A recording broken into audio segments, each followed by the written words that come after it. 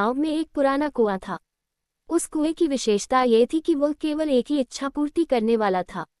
गांव के लोग इस कुएं के बारे में बहुत सी कहानियां सुनते थे, लेकिन किसी ने भी उसकी शक्ति का अनुभव नहीं किया था। एक दिन गांव में एक गरीब लड़का रामू आया। वह बहुत मेहनती था, लेकिन उसकी किस्मत हमेशा उसे धोखा देती थी।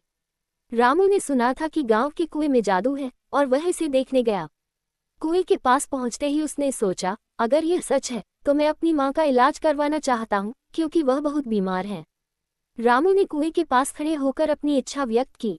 उसने कहा, हे कुआं, मेरी मां की बीमारी दूर कर दो ताकि मैं भी खुश रह सकूं और उसे आराम मिल सके। कुछ देर बाद कुएं के पानी में एक हलचल हुई और एक आवाज आई, तुम्हारी इच्छा पूरी होगी, लेकिन याद रखना, जीवन में कभी भी स्वार्थी नहीं बनना चाहिए।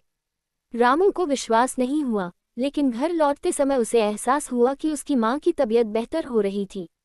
कुछ दिनों बाद उसकी मां पूरी तरह से ठीक हो गई।